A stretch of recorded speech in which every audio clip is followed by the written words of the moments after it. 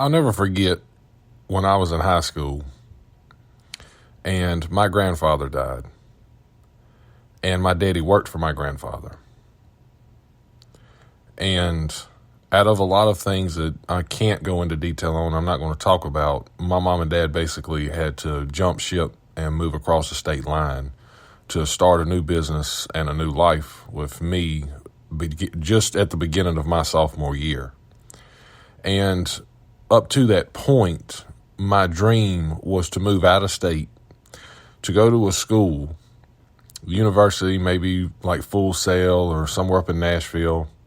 Really was at that early stage where I knew what I wanted to do. I knew what interested me. I knew what I liked, what I would love to go into, but I hadn't done the full amount of research that I needed to at the time. I just knew what I liked, which is hard when you ask a kid, what do you want to do whenever you grow up? And you change so much throughout the years that your opinions, your trajectory in life, what you want to do, what interests you, that is subject to change, let alone what comes with life and what will change the trajectory of who you really are going to become one day. And I think that we underestimate that. And a lot of times that leads us to a point whenever we get into our early 20s, late 20s, we get into our 30s, even your 40s, whatever part of your life it is that can cause you to look back and feel like I never did what I was supposed to do. I never became who I was supposed to because I was either too scared to jump or something else got in the way. And I wanted to talk about that today for anybody out there who has a dream. You've probably seen the title of this and you've seen where I've named it, The Dream Can Wait. And that's not something that you hear a lot of today. Because the main thing you hear is go after that dream, hit it hard, give it everything you got, and I'm all for that. I am not telling anybody to not have a dream because I have a dream. I would never, ever tell anybody to not tap into that thing that God give you, that one specific thing, that talent, whatever it is, it keeps bringing you back and forth to it. No matter how many times you try to do something else or you try to explore into something, there's always something that at the back of your mind, this is what I was destined for. I am not telling you for 1 minute to not have a dream. I would never do that. Remember, the title of it is The Dream Can Wait, not Don't Have a Dream. And I'm going to talk to you today about the road that God put me on and how it's not something I would have picked for myself, but I'm glad that God did for me. Because even though I say I knew what I liked in high school, I still wasn't sure. I still wasn't sure what was going to happen with my life. And then when my parents moved across and started their own business and our whole life got flipped upside down, well, then it really changed. And I had to start looking into other alternatives because somewhere deep down in my heart is I didn't want to leave mom and dad. I didn't. I wanted to be right there. I wanted to be close. I wanted to be able to help out if I could for everything they had done for me in my life. It was never a matter of being scared to still go after that dream. It was never a matter of, well, I've got to do it all completely by myself now or anything like that. It was the fact that there was something in me saying, just hold on a minute. Just hold on. I still have purpose in you. I still have destiny in you, but I've got to take you through some other stuff first. And taking you through this other stuff, you're going to learn some things that are eventually going to help you with your true dream and your true passion that you would have never guessed would have happened for you. So all of my plans got canceled. All of that got shut down. Like, I guess I'm not going to go into audio engineering and make movies. And that was my passion. That's what I wanted to do. I wanted to go into schools and do audio engineering, work in a studio, work on commercials, film, multimedia. I wanted to be in some form of that. I knew I wanted to be behind a computer. I wanted to be doing something. What ended up happening was right out of high school getting a job at UPS, loading boxes on the back of a truck. And it was a part-time job. I could have done that anyway and went to college somewhere. What came after that, after a huge mental breakdown after trying to do everything on my own in life and nothing was working and feeling depressed and miserable, one of the worst states I had ever been in my life, because I was in an area of my life where nothing was going right. Absolutely nothing was going right. I had people in my life that loved me, but it was a very small amount of people that I felt did not understand who I truly was. And and it's a gut-wrenching feeling when the people that love you the most, you feel like they don't even truly understand who you are. And you're such an introvert that you have a hard time expressing the scale of what you're trying to do. When you explain this stuff, they don't get it. They absolutely have no clue what you're talking about. When you're trying to explain to them the things that you like, that you're involved in, we try to show them, when you try to give them some type of imagery, and they still don't get it. That's what my life was surrounded in, let alone all the other things that were going on in my life. I was trying to buy my own place. Nothing worked. I was trying to have some type of form of relationship with somebody. That didn't work. It was either I liked somebody that didn't like me the same way, or vice versa. Someone liked me and I didn't care for them the same way. It was a constant in and out of that. I had lost my brother. I lost my grandfather. I was working myself to death for small paychecks, and even a point in my life where I was working 3 part-time jobs, killing myself, and still just had nothing to save up by the end of it.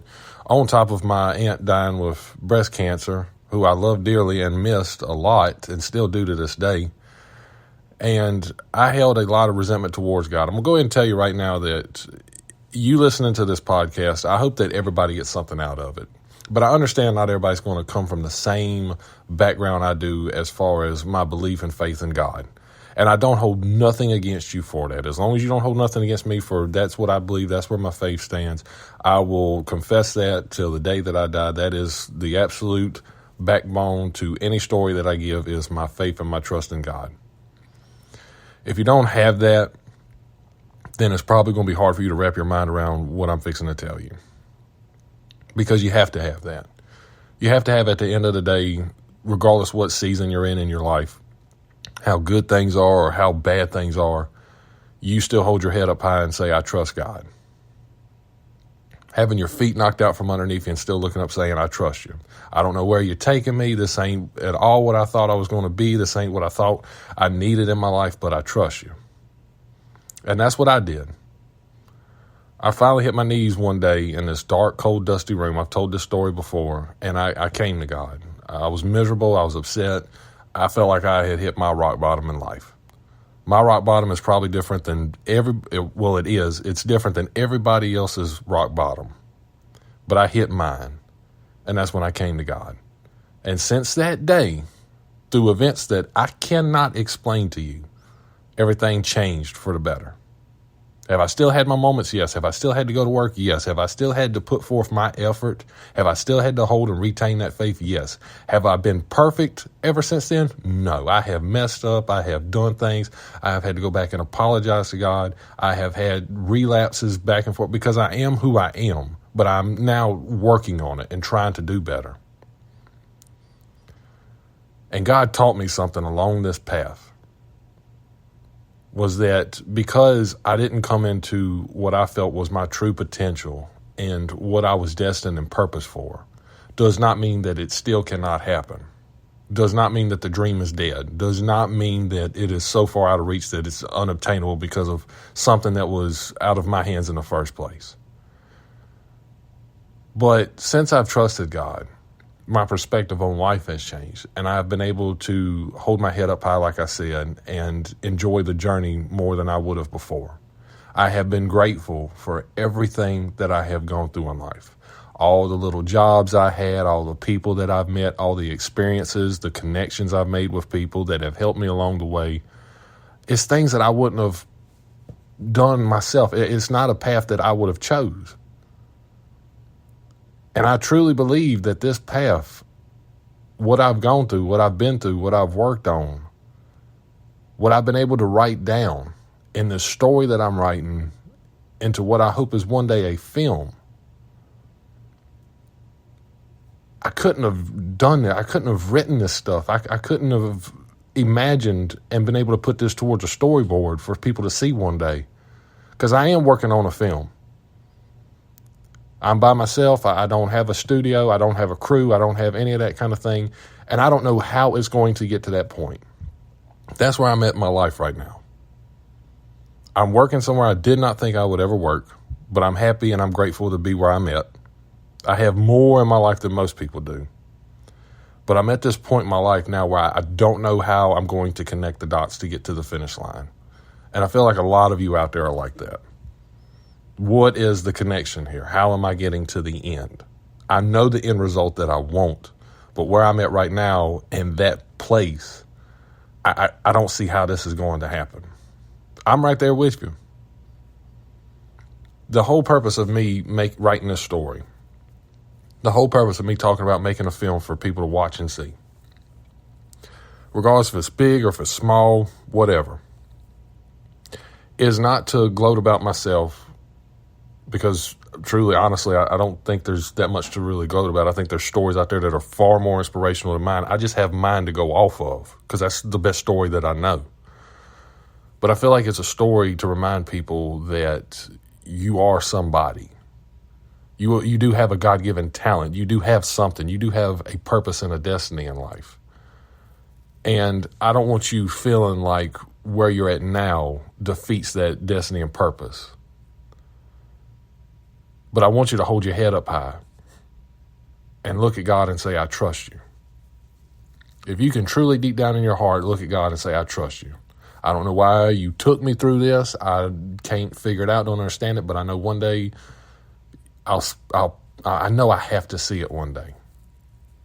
I know I have to. So I trust you with this because you keep putting it in my heart that I am going somewhere. And that's what this story that I'm writing is all about. That's what this story I'm writing about is, to put the dream on hold. To put the dream on hold and go through the backup plan. Let me say that again for you. To put the dream on hold and to take care of the backup plan first. Because that's what I believe I've done. What I'm doing right now, this is not my dream. This is not my passion. It's where I am. It's what I needed to do. It is an experience that I needed to learn. It has taught me so much. But I know it's not the finish line. It's not. And I'm going to keep working and striving towards that finish line. I'm going to keep holding my head up high every day.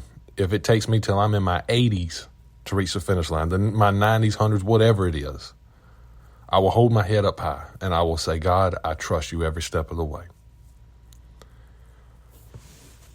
My message for the kids as I conclude this podcast today, getting ready to graduate high school, or maybe you're trying to go into college and you can't figure out what you want to do, try this. Have your dream, have your passion, but have a backup plan. If this stuff doesn't work and it's just not meant for me to run into it just yet, let's work on the backup plan. Let's get a job somewhere that we wouldn't have originally picked for ourselves. Let's have a prayer to God. God, come into my life. Take me where you need me to go. And wherever you point me, I'll go. If it's flipping burgers at McDonald's, if it is picking up trash on the side of the road, if it's going into boiler making, if it's welding, if it's becoming a nurse, if it's going straight into the movie business, or whatever it is, I trust you. And let me work on that backup plan. Let me go through some things to add to my story.